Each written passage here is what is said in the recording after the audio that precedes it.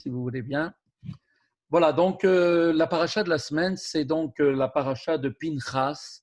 Pinchas qui a eu donc un rôle fondamental dans cette paracha, qui a donc, par son acte, permis d'éviter que les Bnei Israël soient complètement décimés, puisque à cause de la faute d'un des princes de la tribu de Shimon, en fait, donc, qui avait donc, aux yeux de tous, pris une femme, une des femmes qui était en fait une des filles du roi, carrément du roi de Balak, en fait, de la descendance, était venu lui-même donc pour être aux yeux de tous, pour la prendre et l'emmener effectivement devant lui, devant tout le monde, aux yeux de tous. Et on dit que de cet acte-là, eh bien, comme personne n'avait réagi, eh bien, il s'en est suivi une épidémie immédiate. Et dans cette épidémie, plus de 24 000 personnes ont été décimées à ce moment-là. Donc, notre Sidra raconte que lorsque fut commise la faute de Zimri, eh bien, on ne savait pas quoi faire. Malgré qu'il y avait effectivement présent parmi nous Moshe Rabbeinu, Aaron, son frère, les anciens, tous les 70 sages, et personne ne bougeait, tout le monde était complètement pétrifié par ce qui était en train de se passer devant leurs yeux, cette hazout, cette manière de se comporter d'une manière bestiale qu'avait eu Zimri. Et donc tout le monde était complètement stupéfait, sachant que Zimri était un des princes d'une tribu, c'était la tribu de Réhouven, non pas de Shimon, je me suis trompé, tribu de Réhouven, et donc qui avait agi de cette manière-là. Il avait pris cette femme pour avoir avec elle une union illicite, et donc il l'avait fait devant tout le monde. C'est alors qu'on voit que intervient donc immédiatement Pinchas, qui était le plus jeune de toute l'assemblée, et il est marqué d'ailleurs en effet à ce sujet dans le traité Hérouvin, donc c'est la Gemara Hérouvin, page 54b, que nous explique là-bas de quelle manière Moshe avait enseigné la Torah à tout le peuple juif. Il l'avait d'abord transmis donc à Aaron, son frère, puis ensuite, en deuxième temps, à Elazar et à Itamar. Ensuite, il l'a appris dans une troisième fois aux anciens, donc des 70 anciens. Et enfin, la dernière fois, il l'a appris à tout Israël, donc la quatrième fois. Et donc, Pinchas, lui, se trouvait avec la quatrième donc, catégorie, donc était en fait la catégorie de tous les Bnei Israël. Donc, il n'avait rien de particulier qui le mettait en évidence comme étant une personne a priori importante ou étant quelqu'un de particulier dans la communauté. Il faisait partie de la communauté juive au même titre que les autres. Pinchas rappela donc que celui qui est touché, il y a une halakha comme ça qui dit que celui qui est touché en constatant la gravité d'une faute, eh bien, il a la possibilité, il peut intervenir et il peut punir lui-même celui qui a commis cette faute, eh bien, en lui ôtant la vie, tout simplement. On lui répondit, il convient et il appartient à celui qui a lu la lettre d'en mettre le contenu en application. Lui-même, Pinchas a pris cette décision et effectivement, on ne lui a pas demandé, on ne lui a pas donné l'ordre de le faire, mais on lui a dit, puisque c'est toi qui as posé la question, alors c'est à toi de mettre en application ce que tu ressens. Et donc, on voit que Pinchas, sans hésitation, a pris une lance, il est rentré derrière eux dans la tente de Zimri, et là-bas, il a transpercé Zimri et la fille, qui étaient tous les deux en train de commencer à faire l'acte. Et donc, on dit qu'il y a eu plein de miracles qui ont fait qu'il n'est pas tombé impur, il n'y a pas eu de sang, et il les a pris au moment où ils étaient en train de faire l'acte. Donc, tout le monde a pu voir aux yeux de tous, puisqu'il a eu une force surhumaine de les mettre au bout de sa pique. Et tout le monde a vu donc de leurs yeux l'acte qui était en train de se faire et que ce n'était pas quelque chose qui avait été fait après coup. Donc il découle maintenant de tout cela un enseignement, de tout ce qu'on vient de dire, qui est le suivant. Parfois, les grands de la génération se taisent et ne veulent pas prendre part ni position par rapport à une certaine situation. Alors comment est-ce qu'on peut analyser ça? Quand on voit une chose pareille, eh bien, on pourrait se dire, puisque les grands, eux, ne font rien, qui je suis, moi, pour vouloir me mêler de ce qui n'est pas de mon niveau à moi? Eh bien, il faut savoir que ce n'est pas nécessairement ce qu'il faut faire. Tout le monde ne doit pas rester passif et se dégager de notre responsabilité en développant des explications érudites pour justifier la non-action. D'accord? Il faut savoir que celui qui a le moyen d'intervenir a le devoir de le faire. Il est évident, bien sûr, que d'autres plus grands ne font rien, mais peut-être est-ce que c'est précisément pour cette raison qu'ils ne font rien parce que savent pertinemment que Pinchas doit accéder à la prêtrise. Ils ont la connaissance donc des secrets cachés et donc par cette action que devait faire Pinchas, c'était cette action qui devait être la sienne pour lui permettre effectivement par cette mission-là qui lui a été confiée de manière à ce qu'elle était pour lui indispensable et qu'il devait donc l'accomplir pour atteindre ensuite lui-même sa plénitude. Donc on voit que ce n'est pas parce que les grands ne font rien dans la génération que ça veut dire que ça y est, les jeux sont faits et qu'il n'y a absolument rien à faire. Quand on est, comme on dit, témoin d'une situation négative, et qu'on voit que cette chose-là nous perturbe et que cette chose nous dérange au point où cela a pu déranger Pinchas, alors il est fort possible, effectivement, que nous soyons, nous, concernés et que les grands de la génération ne vont rien faire parce qu'il nous faut accomplir notre tâche et notre mission pour pouvoir recevoir, nous aussi, l'accomplissement nécessaire pour atteindre à la plénitude de notre mission ici-bas dans ce monde. Matériellement, chacun reçoit la part qui lui est propre. Et d'ailleurs, le traité de Yoma, qui parle là-bas donc de tout ce qui est en rapport avec Yom Kippour, nous dit à la page 38, nous souligne que nul ne peut empiéter sur la subsistance de son prochain. Ce qui veut dire que tout ce qui était prévu pour une personne dans sa parnassa, personne ne peut rien enlever à personne parce que ça a été déjà décidé dans le ciel. Eh bien, il faut savoir, nous dit la Gemara là-bas, qu'il en est de même, et peut-être même de manière encore plus large, en ce qui concerne le domaine du spirituel. Chacun reçoit sa part spécifique dans la Torah. Ce qui veut dire que maintenant, le fait que nous allons avoir telle action à faire, que nous allons faire telle étude, que nous allons faire telle et telle chose en rapport avec le domaine de Torah, Mitzvot et de la prière et des bonnes actions, eh bien, ça aussi, c'est une part qui nous a été réservée de la même façon que nous a été réservé notre parnassa. Et ce lot qui nous est donc alloué, eh bien, personne ne peut le faire à notre place. Nous sommes les seuls à pouvoir le réaliser. Donc, c'est la raison pour laquelle nous disons d'ailleurs chaque jour dans la prière, donne-nous notre part dans ta Torah. Ten chelkenu betoratecha. Non seulement en la comprenant, on demande à Dieu de comprendre effectivement cette Torah, mais aussi en développant aussi des explications nouvelles. C'est ce que chacun doit vouloir vraiment faire sans se dire moi je ne suis pas un érudit, je ne suis pas capable et donc ce domaine-là ne m'appartient pas. Non, on dit chaque jour donne-moi ma part dans la Torah, c'est-à-dire donne-moi aussi la capacité à moi aussi d'accéder à amener des nouveautés, découvrir des nouvelles explications dans la Torah. Le traité Menachot 29b nous dit là-bas, ou nous raconte qu'en effet, Rabbi Akiva a énoncé un principe halachique que même Moshe Rabbeinu lui-même ne connaissait pas. Donc on voit bien que Dieu laisse une part à chacun.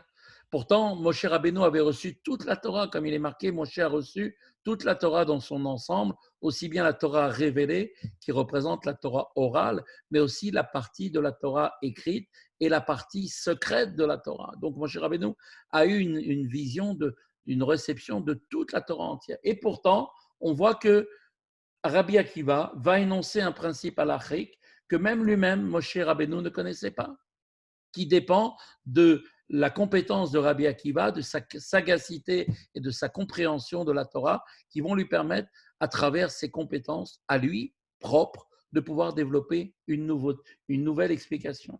Eh bien, il en est exactement la même chose pour la pratique des mitzvot, qui doit être le fait de chacun, de sorte que nulle personne ne peut empiéter sur la subsistance de son prochain. Eh bien, exactement de la même façon, dans les mitzvot, il y a des mitzvot qui sont attribués à certaines personnes qui doivent les accomplir. Et cela fait partie aussi du lot qui leur a été réservé. Certes, effectivement, il est dit que celui qui en a Celui qui ne le mérite pas à la fois, eh bien, il peut effectivement donner ce qu'il mérite à son ami. Néanmoins, on parle cela uniquement en fait, du Gan Eden, c'est-à-dire de la partie de la récompense de la mitzvah. À l'opposé, la mitzvah elle-même, à proprement dit, qui est beaucoup plus élevée que sa récompense, est attribuée à une personne bien précise. C'est elle qui doit la faire et personne d'autre. En conséquence, qu'est-ce qu'on peut donc déjà déduire de tout ce dont on vient de parler? Eh bien que lorsque l'on observe qu'une mitzvah est négligée par tous et que nous, on voit que cette mitzvah-là, elle n'est pas accomplie, eh bien, on est en droit de penser que l'on est nous-mêmes celui qui doit la mettre en pratique. Et que ce n'est pas parce que les autres ne le font pas, justement, si on s'aperçoit que personne ne le fait et qu'on en est conscient, est-ce que cela nous désole? Eh bien, c'est parce que cette mitzvah nous concerne à nous précisément et qu'il nous a été réservé la part de l'accomplir nous. Il est dit aussi, d'autre part, que Pinchas, c'est Eliaou. Pinchas, c'est Eliaou. A priori, on peut aussi s'interroger sur une telle formulation. Pourquoi?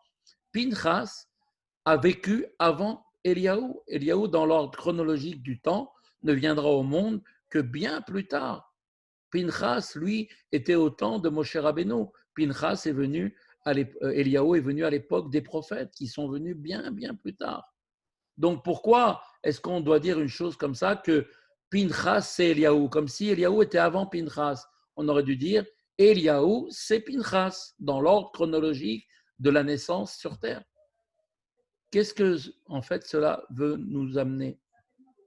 La réponse à la question est la suivante.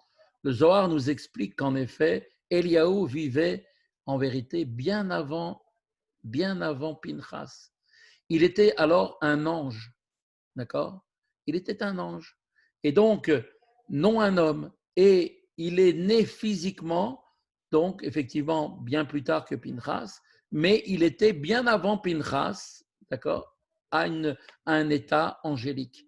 Et donc, on peut justifier maintenant de cette manière la formulation qui nous est faite que Pinchas, c'est Eliaou, Eliaou étant avant Pinchas.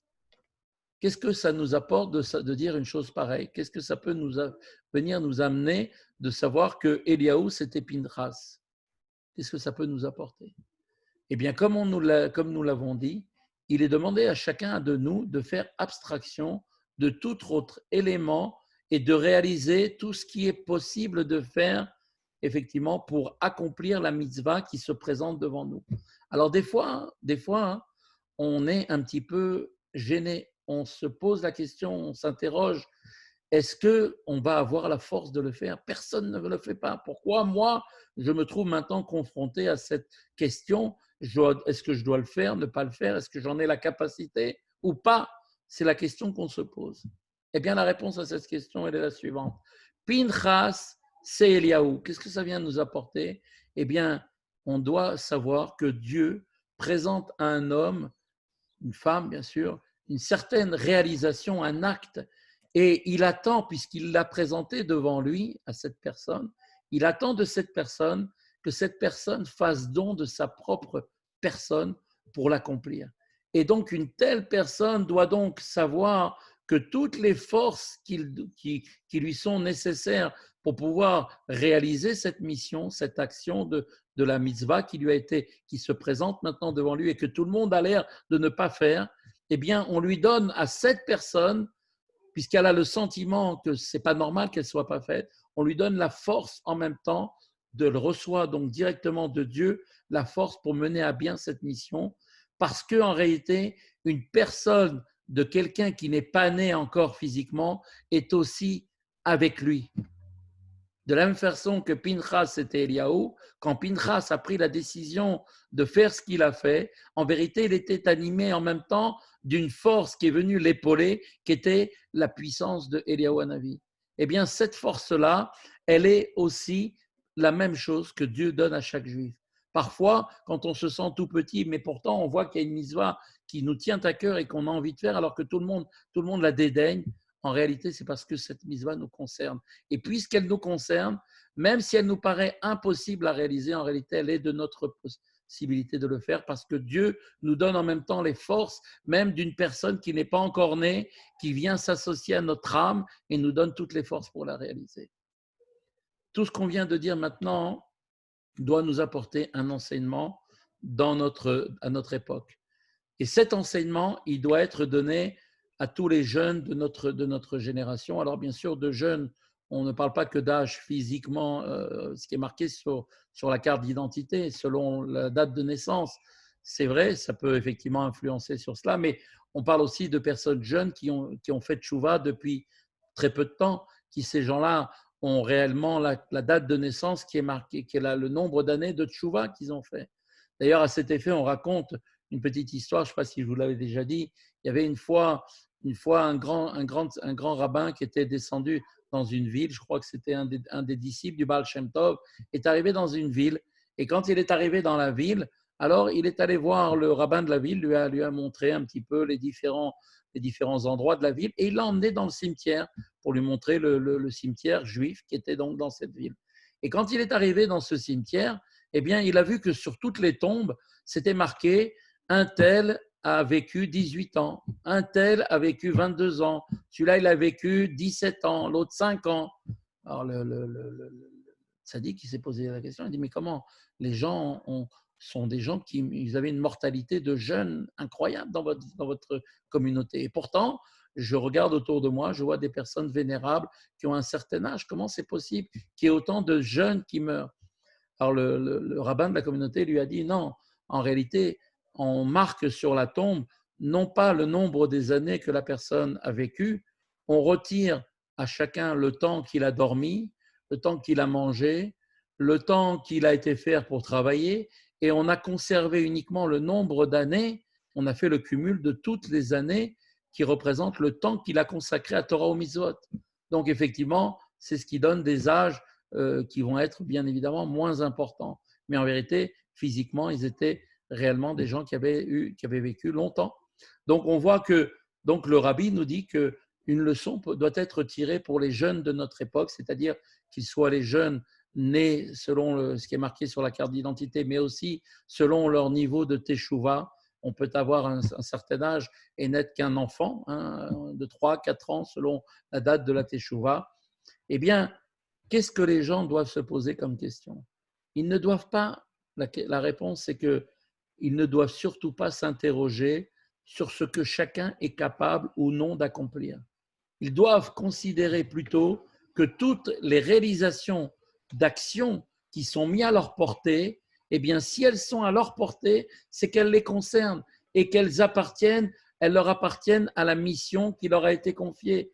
Et ils disposent d'ailleurs des forces nécessaires, comme Pinchas, qui est Eliaou, on lui donne toutes les forces à cette personne, dans notre génération, pour mener à bien cette mission et d'accomplir effectivement cette action qu'ils doivent faire en faisant don de leur propre personne pour y parvenir. Voilà l'enseignement que l'on doit tirer de cet enseignement de Pinchas Eliaou. Le rabbi disait en sujet de son beau-père que qu'est-ce que c'était que la notion de faire le don de sa propre personne. Alors le rabbi explique, on ne demande pas à quelqu'un de monter sur le toit et de se jeter dans le vide. Ce n'est pas de ça dont on parle. On ne demande pas de se suicider, que Dieu préserve. Tout tapage, tout vacarme est totalement inutile en la matière. De fait, le verset nous dit que Dieu ne réside pas dans le tumulte. Il n'est pas dans le grand bruit. Comme on dit, une boîte de tzedaka qui fait beaucoup de bruit, c'est parce qu'il n'y a pas grand-chose dedans. Une boîte de tzedaka qui est bien pleine, elle n'a pas de bruit. Donc là où il y a du tumulte, c'est qu'il n'y a pas grand-chose en réalité. Donc Dieu n'est pas dans le tumulte. En fait, quel est l'enseignement que nous donne le rabbi? Eh bien qu'on doit faire don de soi-même, donc dans des actes ordinaires de la vie au quotidien. C'est là où on nous demande d'intervenir. Ce n'est pas de faire des éclats quand on est à la synagogue, de montrer à tout le monde une sorte d'érudition parce qu'on a appris 2-3 phrases ou peut-être une Mishnah ou un enseignement pour montrer qu'on est capable, vouloir en fait faire beaucoup de bruit, de tapage autour de très peu de choses qu'on est censé connaître. Non, on nous demande de faire cette action, ce don de soi, dans des actes ordinaires de la vie au quotidien. Qu'est-ce que ça veut dire? Eh bien, ça veut dire qu'on nous demande de faire un effort, par exemple, savoir se boucher les oreilles au moment où on entend de la shonara autour de nous. Pas évident. Pourtant, c'est pas simple. Eh bien, ça demande un don de sa personne. Être capable de fermer ses oreilles, de boucher les oreilles pour ne pas entendre la shonara qui se dit autour de nous. Fermer les yeux à chaque fois que c'est nécessaire quand on voit quelque chose qui n'est pas bien, qui n'est pas bon. On sait très bien que le principe du Yetzer Hara, c'est que d'abord, ça commence par les yeux. D'abord, on voit la chose. Ensuite, de voir la chose, on veut toucher la chose, on veut s'approcher et on finit par faire le péché. Comme cela est arrivé malheureusement à Chava dans le Gan Eden. D'abord, le serpent, il lui a montré d'abord le fruit. Elle a vu d'abord le fruit. Ensuite, elle a vu qu'il était beau. Elle a eu envie de le toucher. Quand elle l'a touché, elle a eu envie de le manger. Donc, on voit que le Yetzer Hara qui est tapis à notre porte fait tout ce qu'il peut pour nous entraîner à fauter. Et ça, ce Yetzer Hara-là, il doit être combattu dans notre quotidien. C'est-à-dire que quand j'entends des gens dire de la shonara autour de moi, dire des mauvaises choses, je dois me boucher les oreilles et pas me dire qu'est-ce que je peux faire? Je suis là, je ne vais pas leur dire de se taire. Alors plutôt que de leur dire de se taire parce que ce n'est pas certain qu'ils vont vous écouter, eh bien, on se bouche les oreilles, on n'écoute pas. Maintenant, je vais regarder des choses autour de moi. Des fois, il y a des choses qui m'attirent l'œil parce que l'œil, il bouge, il va dans tous les sens. Et je vois des choses pas bien qui sont sur les affiches, dans les rues, qui peuvent être à la télévision, qui peuvent être sur Internet. Et je me dis, après tout, qu'est-ce qu'il y a de mal à regarder? Regarder, c'est pas mal en soi. Eh bien, si, parce que c'est à partir de la vue que commence tout le processus du Yetzer Hara pour nous entraîner jusqu'à la faute. Donc, qu'est-ce qu'on doit faire? C'est ce que nous dit le Rabbi. On doit faire véritablement un don de soi. Être capable de détourner ses yeux, ça nécessite une force qui est comparable au fait de donner sa vie pour Dieu. Et donc, à chaque fois que c'est nécessaire, on fermera les yeux. Il faut faire le faire également aussi dans le domaine de la Torah. C'est-à-dire, on ne doit pas la conduire, la Torah, l'amener vers soi. C'est-à-dire essayer de trouver des solutions pour trouver une sorte d'arrangement avec la Torah. Amener la Torah vers soi, ça veut dire, je vais maintenant essayer de trouver des compromis dans la halacha. Il y a des choses qui ne m'intéressent pas. Alors bon, c'est pas grave, je vais essayer d'avancer tant bien que mal. Et puis bon, après tout, c'est pas si mauvais que ça, puisque voilà, c'est quand même une forme de Torah. Non, il ne faut pas faire ça. Bien au contraire, c'est à nous de nous approcher de la Torah. La Torah, elle est kadosh. La Torah, elle a une sainteté extraordinaire. Elle représente la vie que Dieu nous donne dans ce monde, comme elle est appelée l'arbre de la vie, comme il est dit que tous ceux qui s'attachent à l'arbre de la vie sont vivants. Donc, quand on a la Torah telle qu'elle est dans son intégrité, avec toute sa réalité de ce qu'elle représente, et que l'on l'accomplit comme elle est dans les moindres détails, tels que le Shulchan Aruch nous demande de le faire, et même mieux encore d'essayer d'embellir la mitzvah pour faire encore plus beau, pour montrer à Dieu que vraiment on est heureux d'avoir la chance d'être né juif, et que ça, pour nous, c'est un cadeau inestimable, et que comme un ouvrier, quand il travaille avec bon cœur chez son patron, il ne regarde pas l'heure, et il chante, il est content d'être au travail, il montre sa joie, eh bien nous aussi, notre travail dans ce monde que Dieu nous a donné, c'est d'accomplir la Torah et les mitzvot. Et donc là aussi, on se doit d'accomplir cette Torah telle qu'elle est dans sa profondeur et dans sa pureté, sans essayer de la diminuer d'une manière quelle qu'elle soit. Et donc ce n'est pas en voulant l'approcher vers nous, c'est-à-dire en essayant de trouver des compromis à la façon de se comporter dans notre quotidien, que l'on aura des résultats. On se doit là aussi de faire un effort pour essayer de nous approcher. C'est à nous de nous approcher, d'essayer de monter vers la Torah et surtout pas l'inverse, de faire descendre la Torah vers nous. Et donc, si l'on désire effectivement, sincèrement, obtenir un tel résultat et qu'on en a vraiment envie, parce qu'au fond de nous, cette envie-là, elle nous brûle au fond de nous-mêmes, eh bien, il est certain de la paracha de la semaine, qu'on nous dit que Pinchas c'est Eliaou, c'est-à-dire que chacun possède en lui, même s'il est le plus petit, il croit qu'il est tout petit, en vérité, il a des forces extraordinaires que chacun a reçues de Dieu et on pourra y parvenir, c'est certain, sans aucun doute dans ce sens. Lorsqu'on est, effectivement, maintenant, lorsque l'on témoigne de l'abnégation telle que l'a fait Pinchas en étant lui-même conscient que Pinchas, c'est Eliaou. C'est-à-dire qu'en fait, en réalité, on est nous complètement en même temps associés à des forces qui nous ont été données extraordinaires, qui vont nous permettre de réaliser des choses qu'on pensait ne pas pouvoir faire, eh bien à ce moment-là, on sera nous aussi comme Pinchas qui est Eliaou, et qu'on sait très bien que Eliaou, c'est l'annonciateur lui-même de la délivrance finale. Alors on parviendra à la conclusion que le service de Dieu à l'heure actuelle consiste tout simplement à se préparer à la venue du Mashiach, à faire de ce monde un sanctuaire pour la divinité. Et ça, c'est du travail de chacun d'entre nous et de la responsabilité de chacun d'entre nous. Et personne ne peut dire, voilà, ça dépend des grands de la génération. Moi, je suis qui je suis pour faire quoi que ce soit. En réalité, non. De l'enseignement de cette paracha, on vient comprendre que chacun d'entre nous a sa raison, lui aussi, d'accomplir sa mission. Parce que s'il n'avait pas à accomplir une mission, Dieu ne fait rien dans ce monde qui est inutile, alors cette personne n'existerait pas, elle ne serait pas descendue dans ce monde. Donc si chacun de nous a eu la chance extraordinaire d'être nommé par Dieu, d'avoir reçu le mérite de descendre dans ce monde pour pouvoir accomplir la Torah et les mitzvot, eh bien sachez-le, c'est parce que nous avons un rôle à jouer et chacun se doit de se préparer à la venue du Mashiach qui est imminente d'une seconde à l'autre. Et en plus, encore plus maintenant où on voit cette situation qui devient complètement ingérable, où les gens perdent complètement, tous les gens intelligents deviennent bêtes, plus personne n'est capable de trouver une explication à ce qui est inexplicable. Et tout le monde, comme il est marqué, qu'arrivera ce temps-là qui était prévu, où les gens seront dans l'incertitude totale et complètement hébétés. La seule chose qu'ils feront à ce moment-là, c'est lever les yeux vers le ciel et de demander à Dieu de les aider.